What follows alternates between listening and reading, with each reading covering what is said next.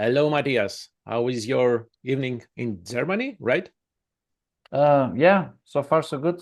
Long day, many Long interviews. I just have after you, I have one more to finish, and then I can do some other stuff. day. It's quite busy right now because the release is next week, and we have release shows coming up. We have our own shop, so there's hundreds of vinyls and CDs to send out. So a lot to do right now. Yeah, I just submitted mine yesterday, so please take care, extra care, because it will go over the Atlantic. Have you ordered from our web shop or from the label? I think I did that from the AOP Bandcamp. Okay, now then it will be sent from somewhere else. Okay. I'm not sure if that was the right route to follow, but No, it's okay. Hey, the people from AOP will take care as well of good packaging, and send it to you. okay, if they don't, I will call you back. And since you mentioned the vinyls, I love the colors, man. Did you have anything to do with selecting the colors to issue the album? Yeah, sure. I selected them all by myself, and I got all except one. I always ask like for one to send to me, and I'm really impressed this time. I made very good choices with the colors and everything. They look astonishing, all of them. Really nice. And some of them are already sold out. So, is there any plans for reissuing them or not? When? Ah, no, there's no need. There's still plenty of other colors available. I mean, it's like the blue one since the first album, since the self-release of the first album, we always have like a blue vinyl edition, and especially those people that follow us like since the very beginning, for them it's like, there are some hardcore fans that want to collect all the blue ones, and so they are usually always sold out super fast on the first day when they're out. There's another edition from AOP that is already sold out. I think the another one is almost sold out, but there's still plenty of vinyl to catch. So don't worry, it's not that they're sold out soon. There's already like a new color coming next with like 300 edition. So there will be plenty of vinyl for the next weeks. Great news. And it was interesting that I noticed that there is a bonus track, although I hate the use of this term. Bonus tracks means that it's subpar music, but it's not. So, however, how did you include a bonus song in the vinyl? Usually it's the other way around. Usually you have that on the CD or in the digital. So, how did you decide to have another song, let's say, in the vinyl? Um, I mean, this was a regular song that would have ended up on the album, but listen, it's like this. You get the music for free, you know? Mm-hmm. If you want to listen to our album, you go online next week and you can listen it for free, you know? Nobody pays anything for it to get the music. And there are still people out there who are, sending us money, or the label or the shop whatsoever, or go to their local vinyl deal music shop whatsoever, and pay money to have like something physical. Yes. And my idea was like, okay, let's give to those people who pay something, who make all this possible, that we can still record, pay the studio and everything. Let's give them something a little extra that the others don't have. So I decided like, hey, we make one track only for the trifold vinyl. We didn't put it on the CD because, of course, it's also possible from the vinyl, but from CD it's much easier to put it online. And then when it's all once online, you don't get it out there that easily. So we just put it on the trifold, all the colored vinyl of all of them, and yet decide to give something extra now for the people that support us. Man, I'm not sure I have heard that from another band, so love it. I love that. Yes, let's keep doing that because it gives another reason. Although I still stand of buying physical product because digital, it's not a product, right? something somewhere stored, not in my house. I want the item in my house. Yeah, and if the internet connection doesn't work, you know, something happens and then no music, you know. If someone decided to take it off, you don't own it. That's the thing. I mean, that's a huge topic. We could talk about it like for hours, the pro and cons, and you know, Of course. what everyone thinks about it. But yeah, as I said, I just wanted to give the supporters like something extra. There's not much I can do. I really appreciate everyone who buys the album or bought the album like any album in the last years in a physical form. So yeah, just like that's a big thank you from us Great. to you. So how easy for the band to maintain one new album every 2 years?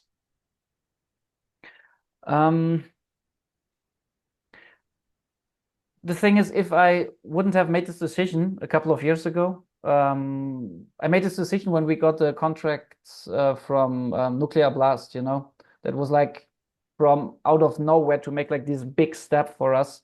And I was like, okay, if I take this path and do this like as a, yeah, you know, go more into a professional direction, then yeah, we can't just like go and see how it goes. So I made clear back then, I said to myself, okay, every 2 years you will release an album. And hey, it works. You know, the thing is, I know myself, and yeah, what I do is like after 1 year when an album is out, I book the studio for the next record. Okay. No music is done, nothing is done. But when, you know, the date is already there, and you're getting closer and closer to the studio dates, then you have to come up with something, you know. Then you have to sit down, even if you're not in the mode, you have to sit down and start with the songwriting. So as I know myself, that's something that I do like to put some pressure on me, because I know like under pressure I can work quite well under these conditions, and that's how I maintain like the 2 year cycle.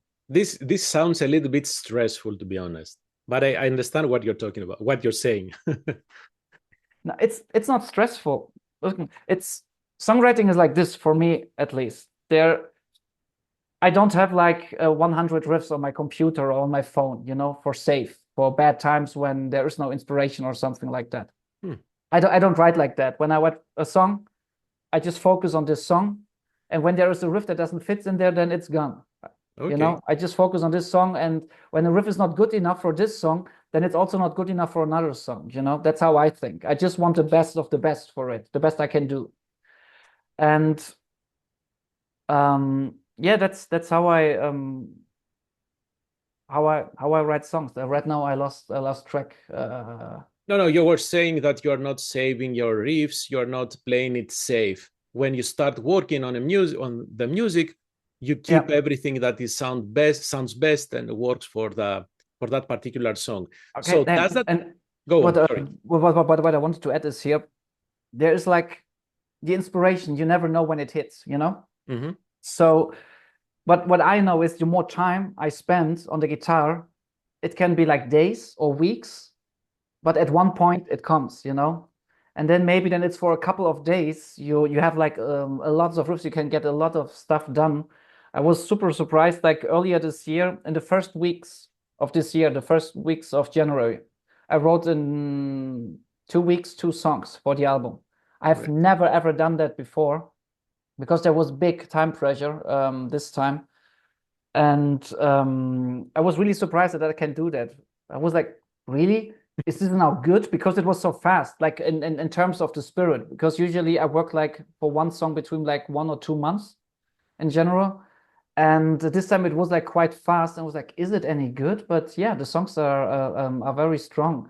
So the thing is, like, at least that's how it works for me. If you spend a lot of time on it, then something will come out. And if I don't put this pressure on me, like in the like 1 year before already with booking the studios, that won't happen, because I'm a lazy person, you know. And then I'm like, okay, I'm in the mode, and yeah, no. Then you get frustrated because like you spend 3 hours on the guitar and nothing happens, you know, nothing good came out. But when there's time pressure, you have to go there the next day again and the next day again. It doesn't matter if you're into the mode or not. And as soon as something comes out, something good, you know, everything changes and then it goes. It's strange that you say I'm a lazy person, but then I have a strict schedule. But hey, if it works, it works. Yeah, but that's what I need because I know I myself, you understand. know, Yeah. and I know how like to handle this. I have to do that. I also have like every morning I have here my blackboard and I write everything down what I have to do during the day. If I don't do it, you know, I spend time like with other stuff, like, you know. Okay. The only other band that I know works like that is Blaze Bayley, who has a strict schedule. Everything is set up for the rest 2 or maybe 5 years. So I'm always impressed by this. So how long did you actually, first of all, was it you and Emmanuel who recorded the album, right? Yeah, sure. But you did all the songwriting. Yes, I do all the songwriting. When I'm done, I'm like each song, then I send it to Manuel without drums. I don't program anything. It's just like the guitars. Okay. I send it to him. Then he needs a couple of days. Then we meet in the rehearsal room, and then he shows me what he thinks, what he has in mind, and it's like always like 80% of the time it's the same I had in mind, and then it's fine. And the other 20%, it's like, okay, that sounds interesting. He has like other ideas, then it sounds for me strange because I had this song already like for a couple of weeks in my head.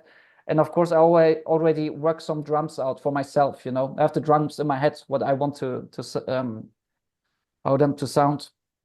And yeah, then we work out like, hey, I had this and this in mind, and he had this and this in mind, and then it's like always like, you know, sometimes we take my ideas, sometimes we take his ideas.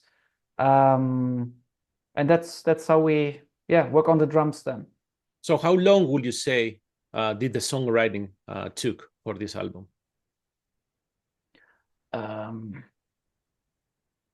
Not much, because I had to stop, or I did no songwriting for half a year last year. I started in January last year. I think like 1.5 songs I did early last year. Yeah, then I had some a fucked up time. A lot of shit came together, and I got some serious health issues, and I wasn't able to play guitar like for 6 months, something like that. So then at the end of 2023, end of last year, when I could play guitar again, the time pressure was enormous. So I really had to get stuff done, and I managed it. I mean, it was really, really, really bad. It's always like this, like on the last moment, and on every record, I said to myself like, hey, this time, like 1 or 2 months ahead of the studio recordings, I want to be done with everything. And but this time it wasn't at all like this. On the way to the studio, there's like the last track. It's an instrumental, Orbiting Soul 4. Oh. Manuel was on the way to pick me up to go to the studio, and I sent him the song. And then I called him like, hey, dude, I just sent you the last song. And he was like, oh, awesome. I'm on the way to the studio. You know what? I park somewhere, download it, and I listen it in the car, so I know what to do in the studio. I can work out something for myself. It's like how much pressure was there, and there was no time at all left. Oh my God, we are smiling, but hey, health issues and all that stuff, that sounds scary. So I'm sorry that you had to go through this stuff, but I'm happy how the album turned out. So all good at the end. I'm glad that you mentioned this song. So, it's a track, it's instrumental, as you say. So, how did you come up with the title? Because I'm thinking this is about Mars, the planet Mars, orbiting Mars, or something else. Hey, who knows? I never go into details in case of lyrics or whatsoever. I mean, the only track, what is obvious on this record, or like the only track ever for the Spirit, I think so, is a Room 101, because it's like quite obvious that it's related to the novel 1984.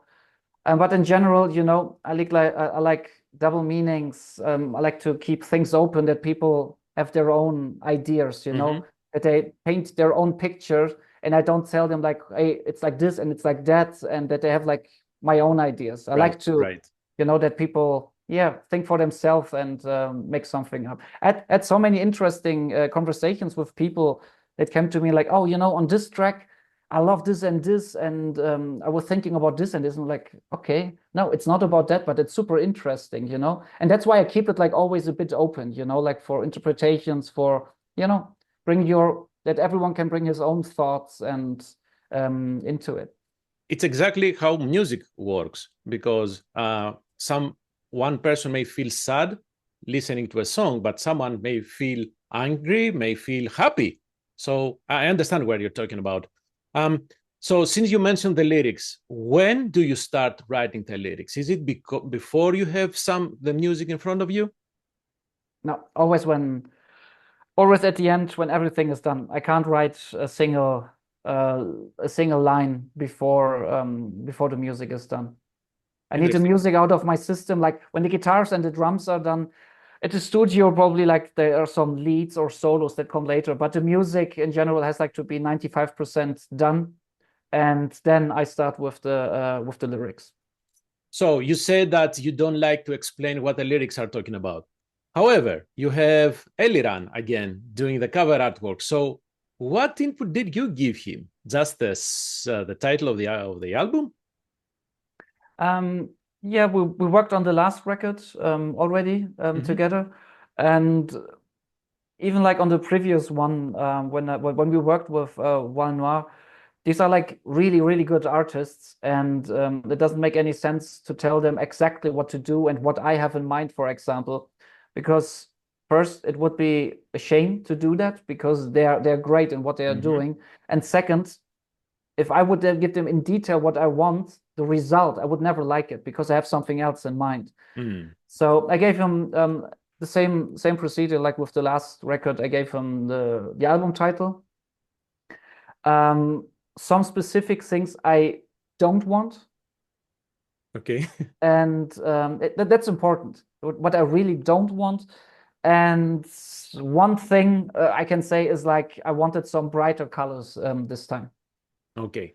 And because the last albums have always quite dark, but this time I wanted something like, you know, like the first song that's really punching you from second one in the face. I wanted something that really catches your eye and fits well with the music of the album. Interesting, because part of the process when I listen to music, I always try to connect those two, the cover artwork and the lyrics. So it's, I mean, man, he really did this time. So you have the two longest tracks in this album. However, I think it's from the label that describes the album as more straightforward and catchy. Yeah. So is this something that it just came up to be during the songwriting process, or I don't want to say that you were planning for, but you know what I'm trying to say. Is this how the music turned out? It was not planned. This is just how the music turned out. Okay. I told you that I started early 2023, and the first song I did was "Death Is My Salvation," and this song is like a bit different than the other ones. It's quite long, 8.5 minutes. The second half of it has again like on the previous record, like some rock, you know, stuff or time signatures and stuff like that. So that's why back then I was still like in the of Clarity and Galactic Structures mode, you know, of the last record where I experimented a lot with lots of stuff. And then came like, you know, the year shifted unfortunately, and when I was back on track and at the end of 2023 to, you know, continue with the songwriting, I was not in the mode to do something like that. I was not in the mode to spend 2 months on one song. I was not in the mode like experimenting with stuff and, you know, or time signatures and stuff like that. I was angry. I was pissed. I had really a lot of anger in my stomach, and I just wanted to release that. And that's why the album turned out like it is, like more straightforward, more aggressive. Yeah. It seems it wasn't planned like that, you know. It's just like life just, yeah, shit happens, and then, you know, I was that was my mode at at that time.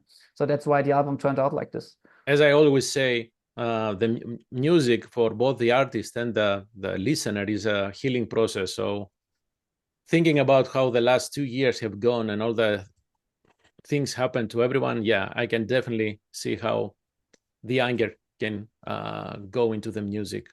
You mentioned Death Is My Salvation. For this one, Victor Santura wrote the guitar solo, right? Yes. So how did this happen? I mean, how did you ask him to do that? I mean, the album was already almost done. I mean, we record with him since Cosmic Terror, since the second album. We always work with him.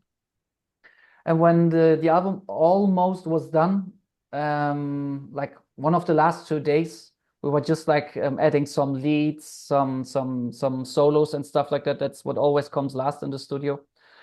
I asked him like, hey, you wanna do the solo, because I know he's a really, really good guitarist, much better guitarist than I am.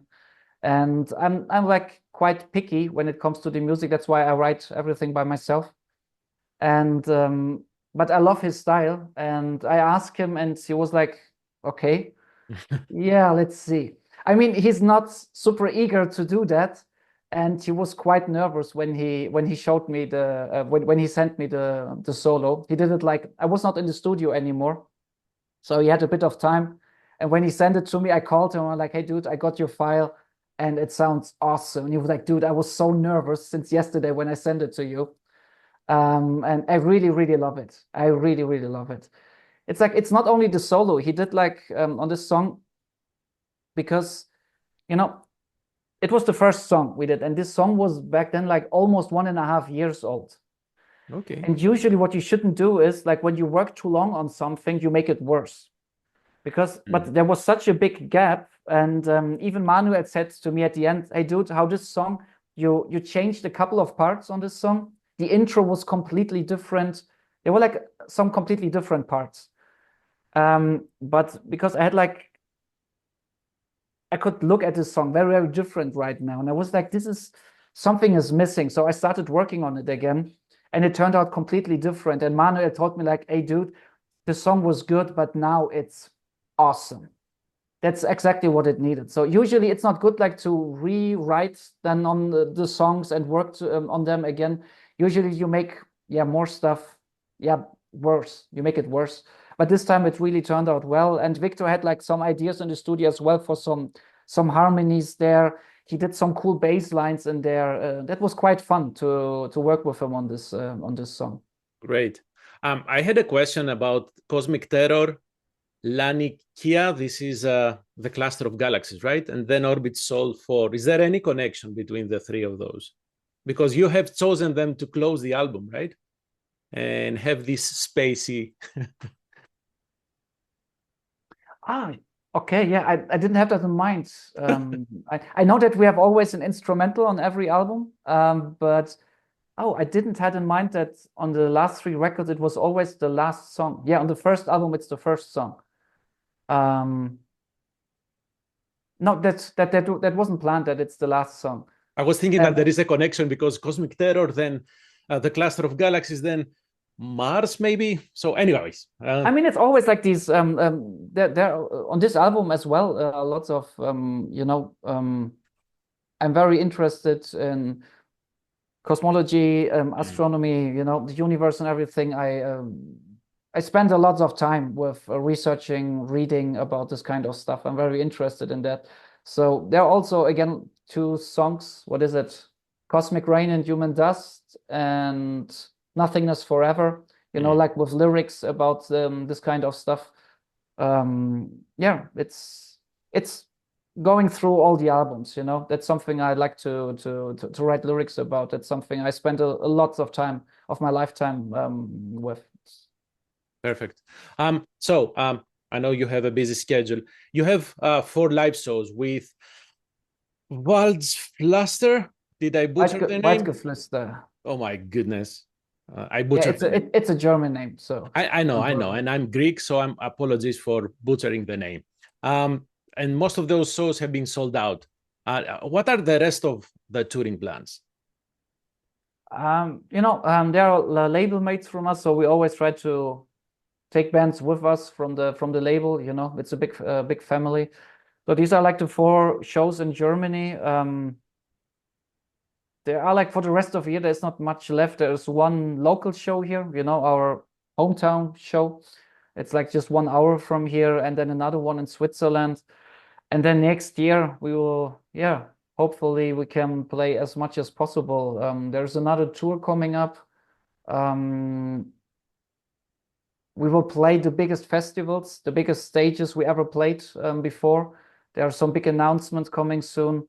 I hope for another big tour at the end of the year. So we hope we can expand our live activities a lot with the new album. We have a new booking agency, so I hope we can, yeah, promote the album and bring our sounds like to many, many different corners of the world. So hopefully we will see the Spirit in the US, maybe North America. Difficult. It's getting more and more difficult Yes, for absolutely. European bands to come to the state, especially when they do the first tour. It's quite a hassle. Let's see. I would love to, but it has to be the right tour because it doesn't make sense to make a headlining tour. It would probably be a tour like as a support for another band, and the conditions have to be right. Correct. Of course, our priority right now is Europe, but yeah, the United States, Canada, also Latin America is definitely on our schedule, and let's see, maybe we can do it in the next 2 years. Perfect. Well, just before the 4th album, right? The 5th album, yeah, right. Because you are on schedule.